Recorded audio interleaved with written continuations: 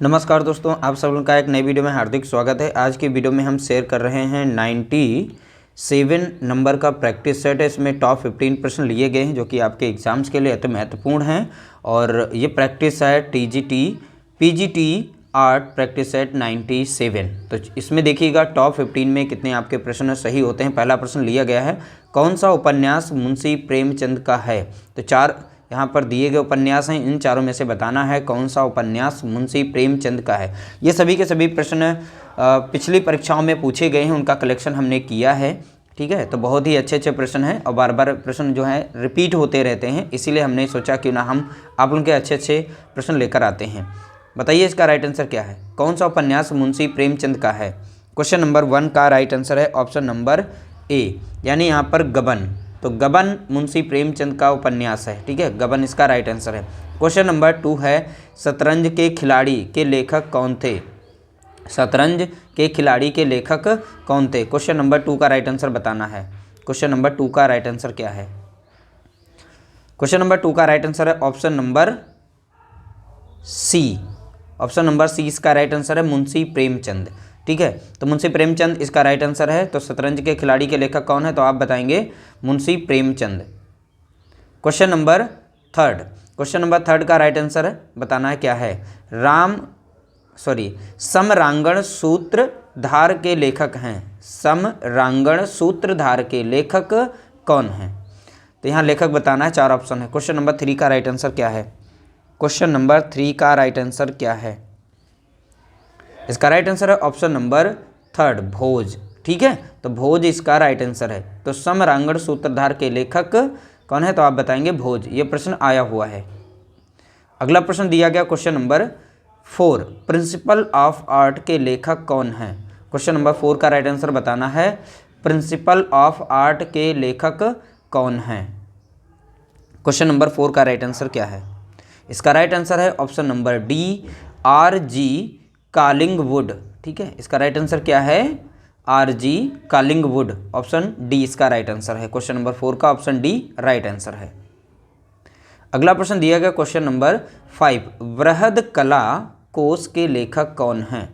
Question number 5 का right answer बताना है, वृहद कला कोश के लेखक कौन हैं। 4 ऑप्शन दिए गए हैं। क्वेश्चन नंबर 5 को अच्छे से पढ़कर इसका राइट आंसर आप कमेंट कर सकते हैं।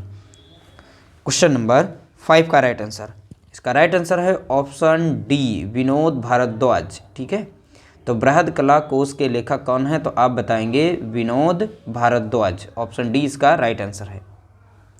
अगला प्रश्न दिया गया क्वेश्चन नंबर 6, आन मोनार्की ग्रंथ किसका है। तो एक ग्रंथ है आन मोनार्की। ठीक है, आन मोनार्की यह ग्रंथ है, तो किसका ग्रंथ है ये बताना। क्वेश्चन नंबर 6 का राइट आंसर क्या होगा। क्वेश्चन नंबर 6 का राइट आंसर क्या है। इसका राइट आंसर है ऑप्शन ए, यानी दांते। ठीक है, तो आन मोनार्की ग्रंथ किसका है, तो आप बताएंगे दांते का है। ऑप्शन ए इसका राइट आंसर है। अगला प्रश्न दिया गया question number 7, pre historic India नामक पुस्तक किसकी है। तो प्री हिस्टोरिक इंडिया नामक पुस्तक किसकी है। क्वेश्चन नंबर 7 का राइट आंसर क्या होगा। क्वेश्चन नंबर 7 का राइट आंसर क्या होगा। 7 का राइट आंसर है ऑप्शन सी, स्टुअर्ट पिगाट। ठीक है, तो प्री हिस्टोरिक इंडिया नामक पुस्तक किसकी है, तो आप बताएंगे स्टुअर्ट पिगाट की है। अगला प्रश्न दिया गया क्वेश्चन नंबर 8, भारतीय प्रागैतिहासिक चित्रकला के लेखक कौन थे। भारतीय प्रागैतिहासिक चित्रकला के लेखक कौन थे। क्वेश्चन नंबर 8 का राइट आंसर बताना है। क्वेश्चन नंबर 8 का राइट आंसर क्या होगा। इसका राइट आंसर है जगदीश गुप्त। तो भारतीय प्रागैतिहासिक चित्रकला के लेखक कौन है, तो अब आप बताएंगे जगदीश गुप्त हैं। अगला प्रश्न दिया गया क्वेश्चन नंबर 9, भारतीय मूर्तिकला के लेखक कौन हैं। क्वेश्चन नंबर 9 का राइट आंसर बताना है, भारतीय मूर्तिकला के लेखक कौन हैं। तो 4 ऑप्शन दिए गए, इसमें से राइट आंसर क्या है कमेंट करके बता सकते हैं। क्वेश्चन नंबर 9 का राइट आंसर, इसका राइट आंसर है ऑप्शन डी, राय कृष्ण दास। ठीक है, तो भारतीय मूर्तिकला के लेखक कौन है, तो आप बताएंगे राय कृष्ण दास, राय कृष्ण दास, ऑप्शन डी।